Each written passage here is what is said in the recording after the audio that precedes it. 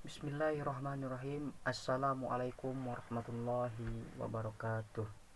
Alhamdulillahirabbil alamin, wassalatu wassalamu ala asyrafil anbiya'i wal mursalin wa ala alihi wa sahbihi ajmain. Amma ba'du.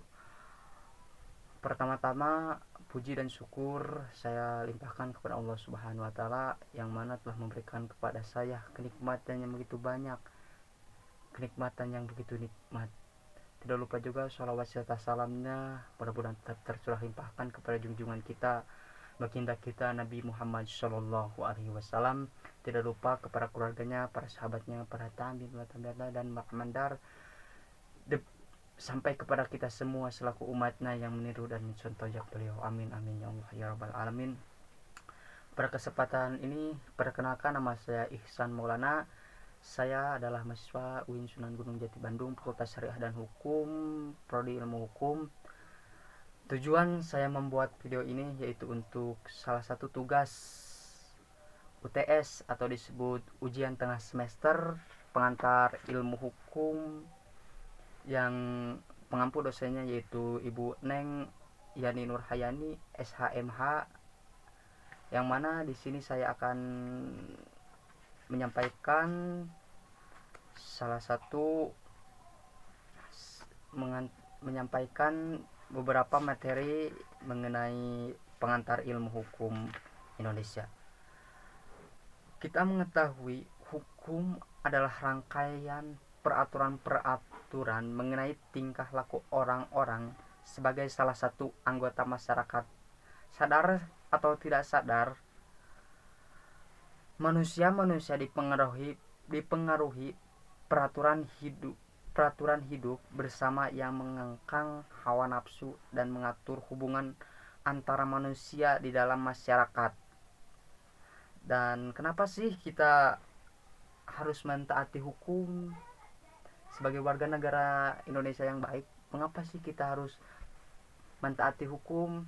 Ini adalah salah bagian dari alasan, yaitu karena orang merasakan bahwa peraturan-peraturan itu dirasakan sebagai hukum. Mereka benar-benar berkepentingan akan berlakunya peraturan tersebut. Lalu alasan yang kedua yaitu karena hukum harus menerimanya supaya ada rasa ketentraman. Hukum menganggap peraturan hukum secara rasional.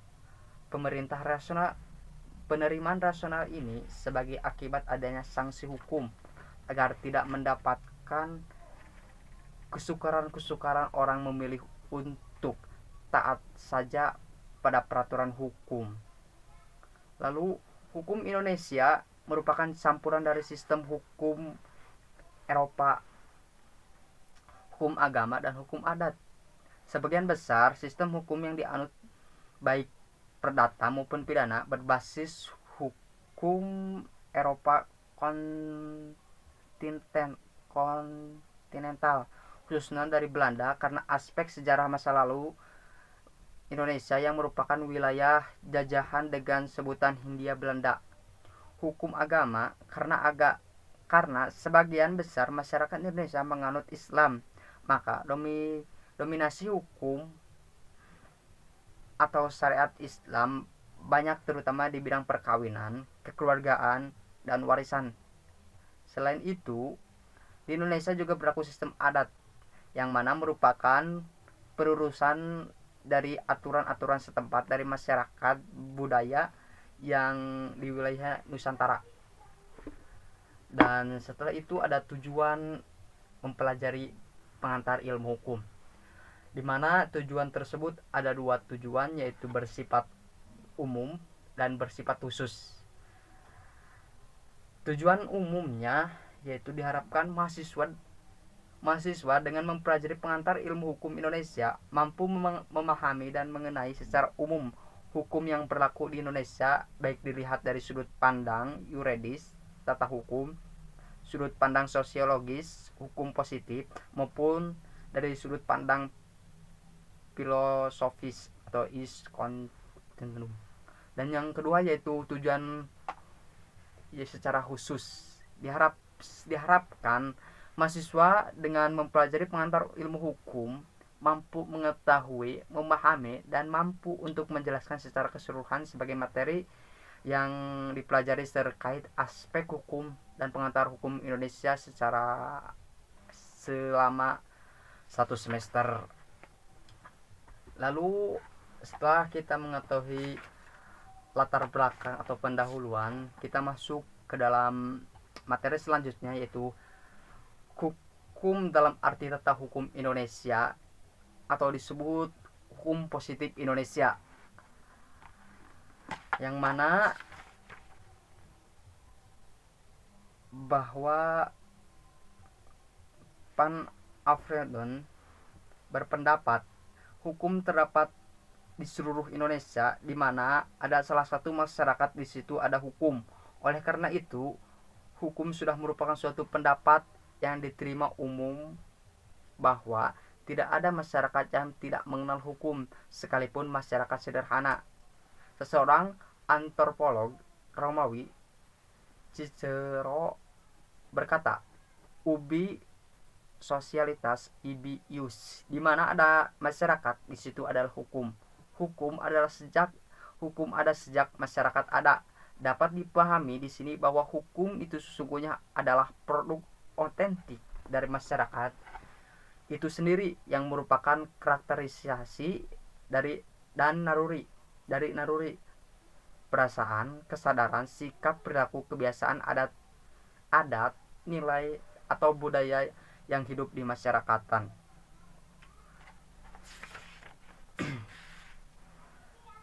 Hukum di sini yaitu pengertian dari pengantar tata hukum Indonesia. Arti pengantar atau introduction dalam bahasa Inggrisnya merupakan mata kuliah dasar basic level 1 di Fakultas Hukum yang memberikan uraian secara deskriptif dan analisis tentang dua tata hukum yang pada masa sekarang berlaku di Indonesia. Dengan demikian, pengantar ilmu hukum dapat yang pertama memperkenalkan secara umum sehingga diperoleh gambaran menyeluruh dari ruang lingkup permasalahan secara garis besar. Dan yang kedua, pengantar bersifat luas tapi tidak mendalam.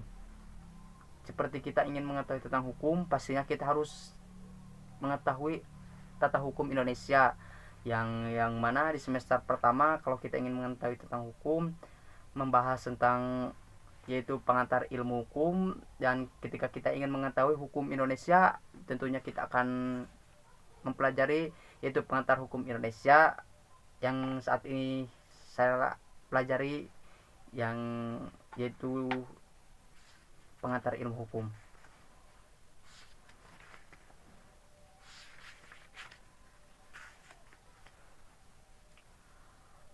Ada yaitu fungsi utama PHI atau pengantar ilmu hukum sebagaimana sebagai mata kuliah dasar, artinya bukan kuliah spesialisasi atau jurusan. Yang kedua yaitu sebagai mata kuliah dasar hanya memberikan landasan sebagai pendukung mata kuliah lainnya. Yang ketiga memperkenalkan konsep-konsep generasi dan teori hukum secara umum yang diperlakukan untuk mengaplikasikan. Yang keempat yaitu sebagai pembantu petunjuk jalan yang di dalamkan terkandung dua unsur ringkas tetapi meliputi acaranya, yaitu lalu yang ketiganya yaitu lalu materi selanjutnya adalah tujuan mempelajari ilmu hukum. Pengantar ilmu hukum untuk mempelajari hukum Indonesia, maksudnya untuk mengetahui hukum yang berlaku di Indonesia sekarang, hukum positif. Objeknya PHI, pengantar hukum Indonesia, hukum yang sedang berlaku di suatu negara. Menurut Prof. Kusmadi Purjosebojo Kansil dalam bukunya Pedoman Pelajaran Tata Hukum Indonesia, bahwa tujuan mempelajari ilmu hukum yaitu siapa yang ingin mempelajari ilmu hukum Indonesia, maksudnya adalah ingin mengetahui pembuatan atau tindakan manakala yang menurut hukum yang manakah bertentangan dengan hukum. Bagaimanakah kedudukan seorang dalam masyarakat, apakah kewajiban dan kewenangan, semua itu diatur menurut hukum Indonesia. Lalu kesimpulannya, dari dua menurut ahli hukum di atas, bahwa tujuan mempelajari ilmu hukum positif Indonesia ialah ingin mengetahui satu, macam-macam hukum, bentuk atau isi hukum yang berlaku di Indonesia, dan yang kedua, perbuatan-perbuatan yang dilarang dan diharuskan serta diperolehkan menurut hukum Indonesia, dan yang ketiga adalah kedudukan, hak dan kewajiban seorang untuk masyarakat dan negara menurut hukum Indonesia. Dan yang selanjutnya adalah macam-macam lembaga atau institusi pembentukan atau pembuatan pelaksanaan penegakan hukum menurut hukum Indonesia. Yang selanjutnya yaitu produk hukum, acara, peradilan, birokrasi, hukum atau pemerintahan apabila menghadapi masalah hukum dengan setiap orang dan pelaksanaan hukum Indonesia. Dalam hal ini ingin diketahui adalah bila mana terjadi sengketa hukum atau penyelesaian sengketa hukum di pengadilan mampu di luar pengadilan hukum Indonesia positif Indonesia. Hukum positif Indonesia yang selanjutnya yaitu tata hukum Indonesia atau positif Indonesia. Hukum positif Indonesia yaitu hukum yang sekarang berlaku di Indonesia. Artinya, memberi akibat hukum kepada peristiwa-peristiwa dalam pergaulan hidup. Sekarang menunjukkan pada pergaulan hidup yang ada pada saat ini, tidak ada pergaulan hidup yang lampau jika pada pergaulan hidup yang akan datang. Di Indonesia menunjukkan kepada pergaulan hidup yang terdapat di Republik Indonesia yang tidak di negara lain, yaitu Amerika Serikat. Dan kapan sih lahirnya tata hukum Indonesia? Lahir tata hukum Indonesia yaitu ada dua periode. Yang pertama, periode pertama sebelum 17 Agustus 1945 yang disebut sebelum kemerdekaan Indonesia, di mana di situ ada dua jenis, yaitu tata hukum kolonial dan yang keduanya itu tata hukum adat. Dan lalu periode kedua yaitu setelah 17 Agustus 1945 yang mana disebut juga setelah Indonesia merdeka, di mana setelah Indonesia merdeka lahirnya ada tiga jenis, yaitu tata hukum nasional, tata hukum adat, dan yang ketiga adalah tata hukum kolonial.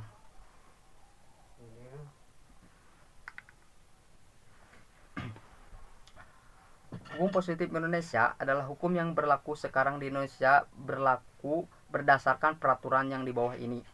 Berdasarkan TAP MPR nomor 4 MPR 1973, JO TAP MPR nomor 4 MPR 1978 tentang GBH diantaranya dikemukakan peringkatan dan penyempurnaan pembina hukum nasional dengan antara lain mengadakan pembaharuan, kodifikasi, serta unifikasi hukum di bidang-bidang tertentu dengan jalan memperhatikan kesadaran hukum dalam masyarakat. Jadi, berdasarkan TAP MPR di atas, dalam melakukan pembinaan hukum nasional untuk mewujudkan hukum positif Indonesia, antara lain dengan mengadakan pembaharuan hukum, kodifikasi hukum, dan unifikasi hukum.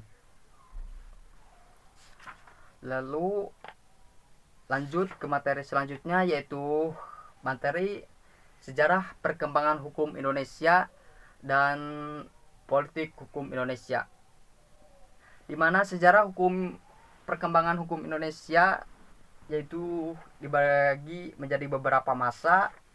Yang pertama ada masa POC, di mana Gubernur Jenderal saat ini yaitu Peter Bot yang diberikan wewenang untuk membuat peraturan yang diperlukan untuk kepentingan VOC, Fund Accident Company, di daerah-daerah yang dikuasainya. Setiap peraturan yang berlaku diumumkan berlakunya mulai Plekat tahun 1935. Pada tahun 1642, plakat ini disusun dan diumumkan di Batavia dengan nama Statua Pan Batavia. Lalu yaitu pada masa pemerintahan Belanda 1800 sampai 1942, yang mana pada masa pemerintahan Belanda dibagi menjadi beberapa masa, yaitu pertama masa Besluiten Regering atau kita kenal sebagai BR, yang mana di situ dimulai pada tanggal 1814 sampai 1855. Dan pada masa itu raja mempunyai kekuasaan tinggi, yang mana di daerah jajahan dan langsung mengatur daerah jajahan. Untuk mengatur pemerintah Hindia Belanda, raja mengangkat komisaris jenderal yaitu Ed Proos, Bulkas, dan Van Vlieren. Lalu yaitu pada masa RR atau Reglement, yang mana di situ pada tahun 1855 sampai 1926. Pada masa itu terjadi perubahan pada Confederate sebagai akibat dari pertanyaan antara parlemen dan raja. Dengan kemenangannya parlemen, akibatnya kekuasaan raja di daerah jajahan itu dibatasi. Undang-undang atau WED yang mengatur keadaan daerah jajahan yang dibuat oleh para raja lainkan oleh raja bersama dengan parlemen. Peraturan dasar tentang pemerintahan yang dibuat untuk kepentingan daerah jajahan di Indonesia dan terbentuk UU atau WED waktu itu dinamakan sebagai Reglement atau disebut RR. Lalu pada masa selanjutnya itu masa Starling atau disebut IS, tahun yang mana tahun terbentuknya pada 1918 Volksraad DPRD. Di sini bangsa Indonesia diberikan hak untuk turut membuat undang-undang. Godwit mengalami perubahan. Tata pemerintahan Hindia Belanda mengalami perubahan juga. RR 1855 diubah dan diganti menjadi Indestrategic atau IS mulai 1 Januari 1926 S 1925.2 opat 15. Lalu selanjutnya yaitu sejarah politik hukum nasional. Penggunaan istilah politik sering mempunyai pengertian yang berbeda-beda. Misalnya, dalam kata ilmu politik diartikan politik dalam hal ini ialah sebagai pengetahuan mengenai ketenagaraan suatu cara pemerintahan. Kemudian lalu kata politik ini digunakan di dalam perkataan politik para pedagang, berarti suatu tipe muslihat atau daya upaya untuk perdagangan. Politik hukum merupakan polisi atau kebijakan negara di bidang hukum yang sedang ada dan berlaku dalam suatu negara. Dengan adanya politik hukum, negara dapat menentukan jenis-jenis atau macam hukum berbentuk hukum materi dan atau disebut sumber hukum yang berlaku dalam suatu negara pada saat ini dan berkembang akan mendatang. Kata politik dalam perkataan politik hukum nasional menurut Hartono Hadi Supratno SH berarti kebijakan polisi dari penguasa negara Republik Indonesia mengenai hukum yang berlaku di negara Indonesia. Hal ini dengan pendapat Tengku Muhammad Radhi SH yang mengatakan, adapun politik hukum di sini hendak kita artikan sebagai pernyataan kehendak penguasaan negara mengenai hukum yang berlaku di wilayahnya yang mengenai arah ke mana hukum hendaknya dipergunakan. Lalu politik hukum nasional bertujuan meletakkan dasar-dasar negara Indonesia sebagai negara hukum yang demokratis dan berkeadilan sosial bagi seluruh rakyat Indonesia yang berketuhanan yang Maha Esa. Lalu materi yang selanjutnya yaitu hukum Islam dan perbandingan hukum nasional di Indonesia.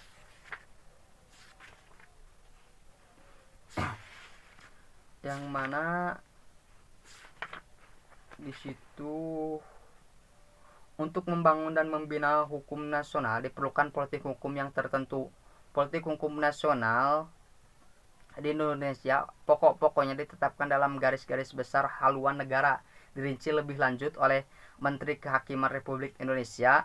Untuk melakukannya telah didirikan suatu lembaga yang kini bernama Badan Pembina Hukum Nasional, disingkat BPHN, dan Bampinhus. Melalui koordinasi yang dilakukan oleh badan ini diharapkan di masa yang akan datang akan wujud suatu hukum nasional yang di tanah air kita.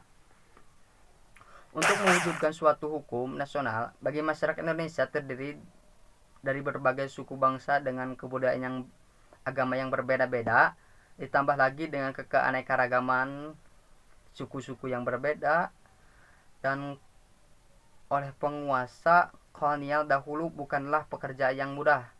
Pembangunan hukum nasional akan berlaku bagi semua warga negara tanpa memandang agama yang dipeluknya, harus dilakukan dengan hati-hati karena diantaranya agama yang dipeluk oleh warga negara Republik Indonesia adalah yang tidak dapat dipisahkan dari hukum. Agama Islam misalnya adalah agama yang mengandung hukum yang mengatur hubungan antara manusia lainnya dan benda dalam masyarakat. Peraturan hukum Islam dapat dibina hukum nasional. Diketahui bahwa untuk membina hukum nasional diperlukan politik hukum tertentu. Politik hukum Indonesia yang telah ditetapkan oleh Undang-Undang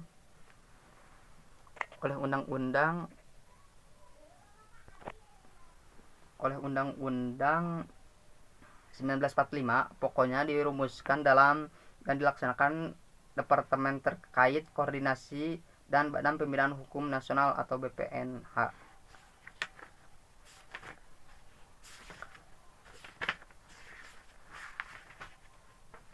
Lalu materi selanjutnya yaitu sumber hukum positif. Sumber hukum positif ditegaskan bahwa bentuk peraturan Republik Indonesia menurut Undang-Undang 1945, Undang-Undang Dasar, yaitu ada beberapa jenis. Yang pertama, Undang-Undang Dasar Republik Indonesia 1945. Yang kedua, ketetapan MPRR. Yang ketiga, Perpu, peraturan pemerintahan pengganti undang-undang. Yang keempat, peraturan pemerintah atau PP. Yang kelima, keputusan presiden. Dan yang keenam atau peraturan pelaksanaan lainnya seperti peraturan menteri, instruksi menteri, dan lain-lainnya. Dan disitu lanjut ke teori Stupenbau, teori Hans Kelsen.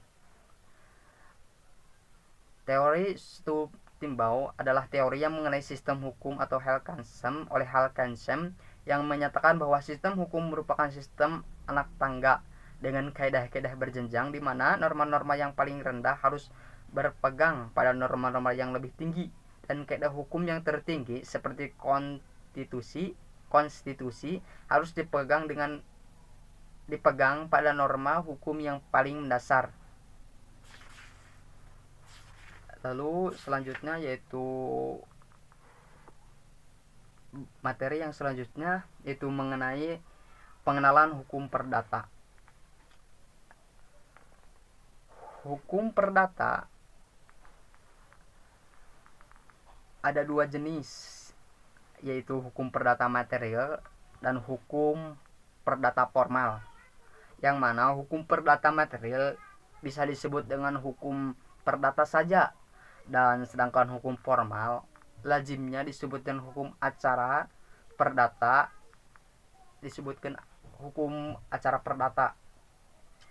Dan sedangkan di situ ada pengertian hukum menurut para ahli. Yang pertama menurut Prof. Subti SH yang menyebutkan bahwa yang dimaksud dengan hukum perdata adalah segala hukum pokok yang mengatur kepentingan perseorangan.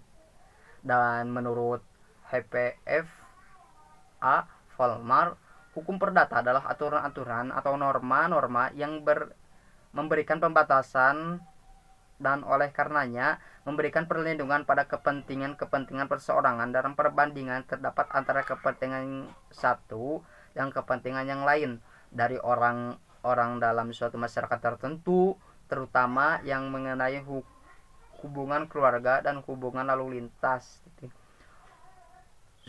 Dan menurut Sujipno Markusomo menyebut bahwa hukum perdata adalah hukum antara perseorangan yang mengatur hak dan kewajiban orang perseorangan yang satu terhadap yang lain, dari hubungan kekeluargaan dan di dalam pergaulan masyarakat, dan pelaksananya diserahkan masing-masing pada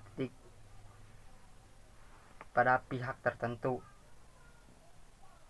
Dengan demikian dapat dikatakan bahwa pengertian perdata yang dipaparkan oleh para ahli, kajian utamanya adalah peraturan tentang perlindungan antara orang yang satu dengan orang yang lain. Akan tetapi di dalam ilmu hukum, subjek hukum bukan hanya orang, tetapi badan hukum juga termasuk badan hukum.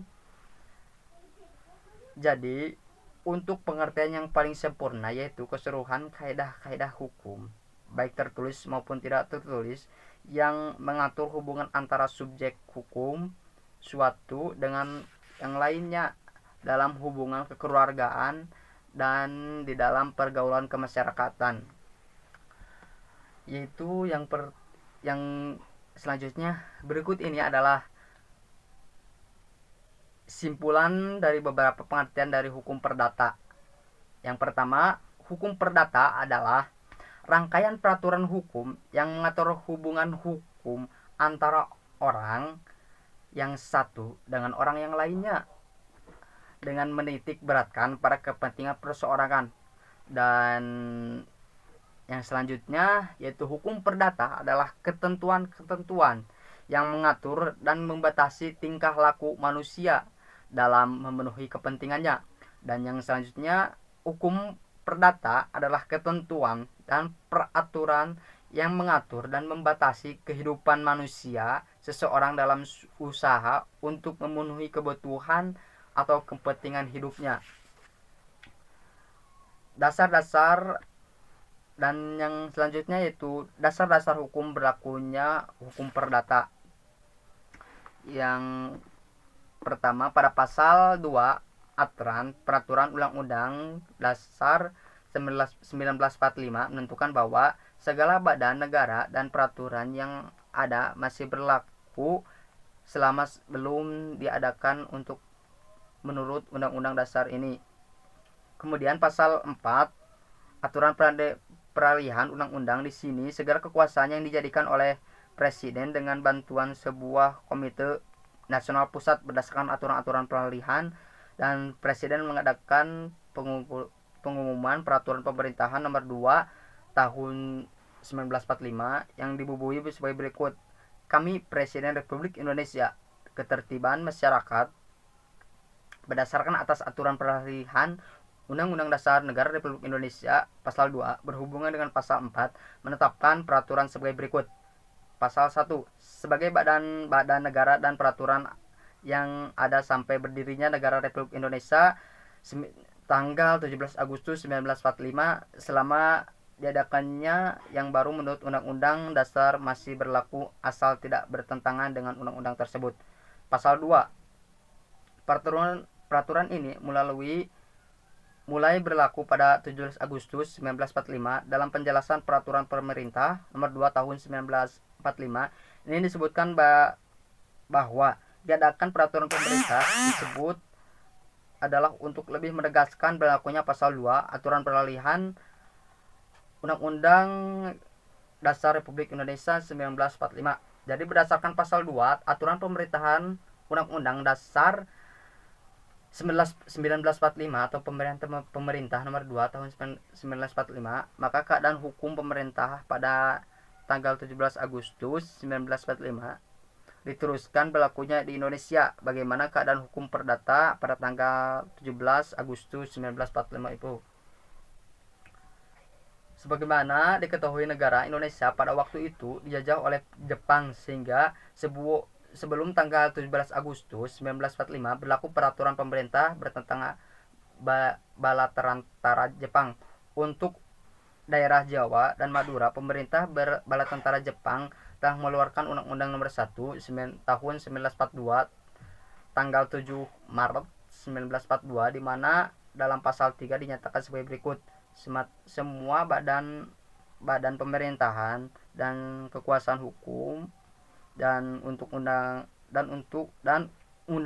dari pemerintah yang dahulu tetap dikuasai sah buat sementara waktu asal saja tidak bertentangan dengan aturan pemerintahan.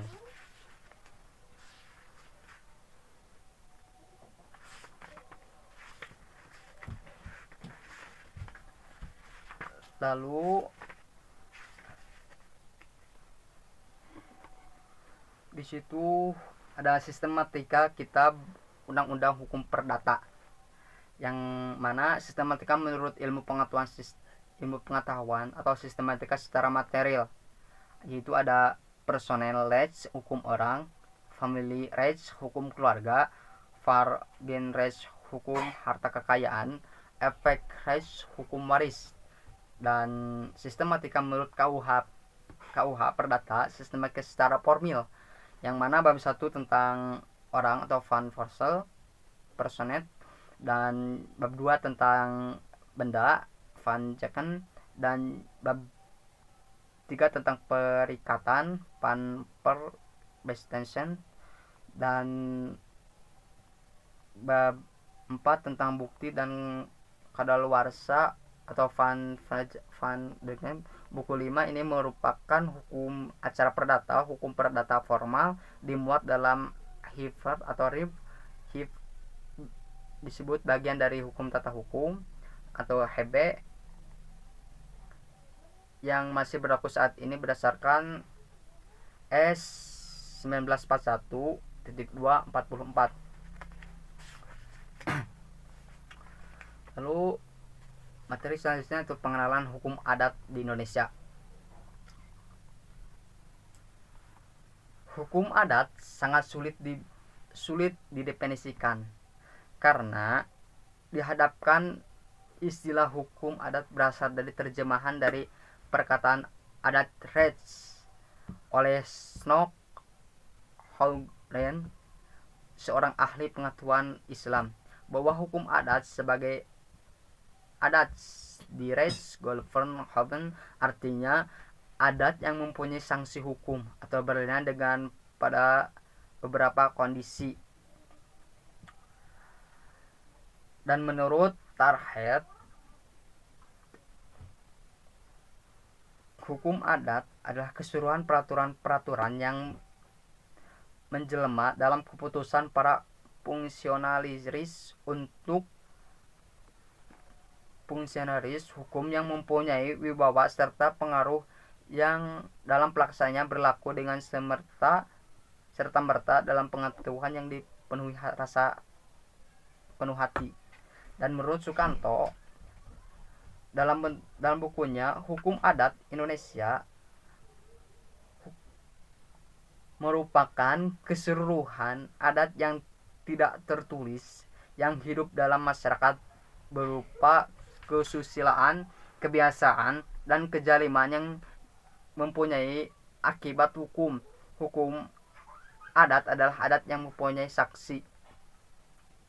Jadi, hukum adat menurut keseluruhan definisi daripada ahli adalah hukum atau peraturan yang tidak tertulis yang tumbuh dan berkembang di dalam masyarakat yang hanya ditaati oleh masyarakat bersangkutan.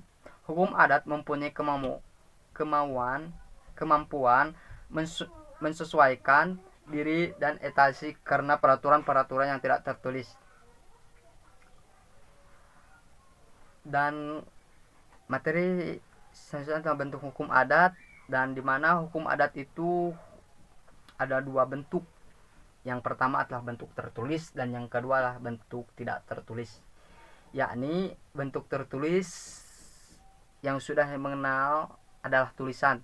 Misalnya peranan-peranan di daerah suap raja dan subbak di Bali. Dan bentuk hukum adat tidak tertulis adalah tumbuh dan hidup di dalam masyarakat yang masih buta huruf, dapat diketahui keputusan pemimpin persetujuan yang tidak boleh bertentangan dengan kesadaran hukum masyarakat. Dan sistem hukum adat yaitu pertama magis regis atau alam pikiran masyarakat. Hukum adat dipengaruhi oleh alam gaib. Yang kedua tuh komural atau hukum adat yang bersifat kemasyarakatan. Yang ketiga adalah konkret, terang atau nyata.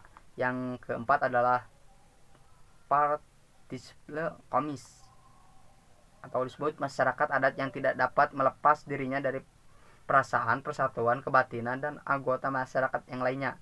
Jadi diantaranya mereka terdapat ikatan yang kuat satu sama lain. Yang selanjutnya itu hukum adat berbentuk tunai atau kontan. Setiap perbuatan hukum selalu diiringi atau disebut dibayar dengan suatu perbuatan, ucapan, atau simbol. Lalu selanjutnya adalah dasar hukum adat. Yang pertama pasal 11 AB. Yang kedua pasal 75 ayat 3 redaksi lama RR 1851 JU pasal 31 IS ayat 2 sub B menyatakan sebagai berikut: golongan hukum adat Indonesia asli dan golongan timur asing berlaku hukum adat yang mereka. Yang selanjutnya itu pasal 104 ayat 1 UUDS 1950. Yang selanjutnya pasal 11 AP Undang-Undang 1945. Selanjutnya Undang-Undang Nomor 14 Tahun 1970 tentang ketentuan pokok-pokok kekuasaan kehakiman.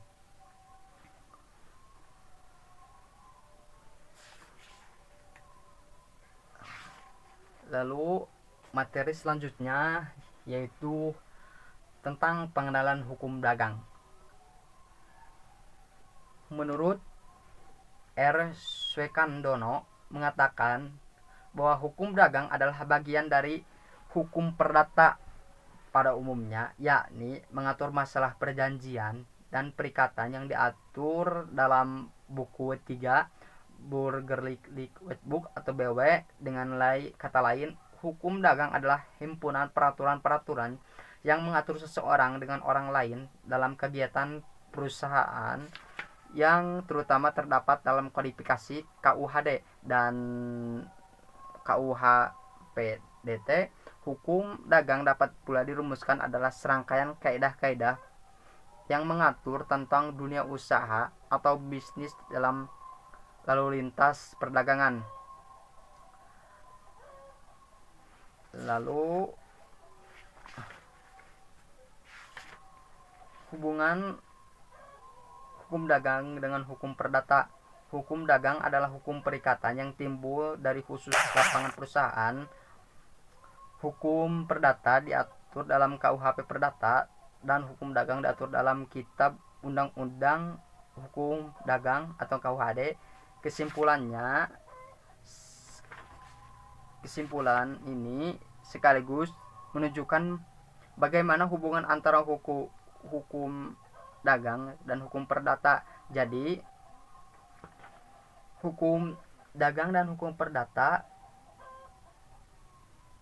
berkaitan sangat karena hukum perdata diatur dalam KUHD Perdata dan KUHP Dagang diatur dalam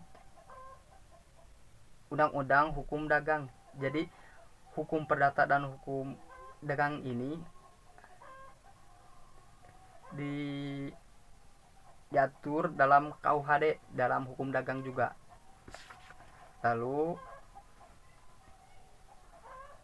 sumber-sumber hukum dagang yaitu hukum yang tertulis atau dikodifikasikan, yang mana memuat kitab undang-undang hukum dagang KUHD atau Wetboek van Fountain Indonesia. Kedua, kitab undang-undang hukum sipil KUHS yang lalu hukum tertulis yang belum dikodifikasikan, yaitu peraturan perundang-undangan khusus yang mengatur tentang hal-hal yang berhubungan dengan perdagangan. Lalu lanjutnya yaitu materi mengenai pengenalan hukum Islam, yang mana hukum Islam adalah hukum yang bersifat universal karena hukum Islam merupakan bagian dari agama Islam yang universal sifatnya. Sebagaimana halnya dengan agama Islam yang universal sifatnya itu, hukum Islam berlaku bagi orang Islam maupun ia berada apapun nasionalitasnya. Hukum nasional adalah hukum yang berlaku bagi bangsa tertentu di suatu negara nasional tertentu.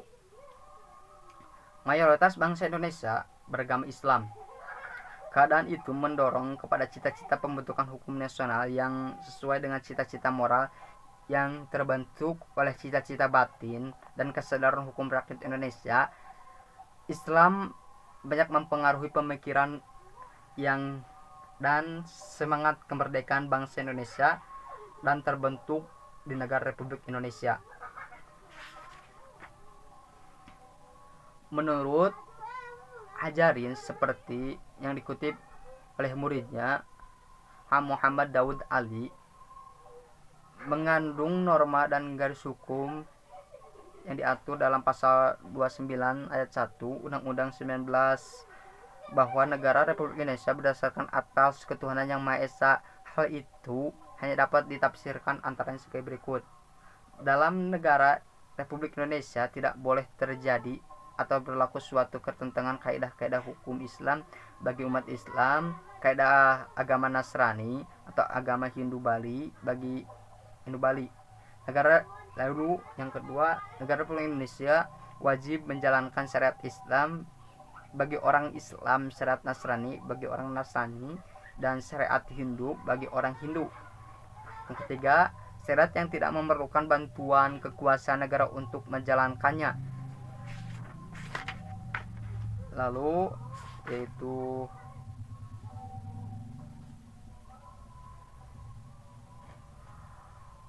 yang kedua yaitu hukum yaitu al-ahkam al-khamsah.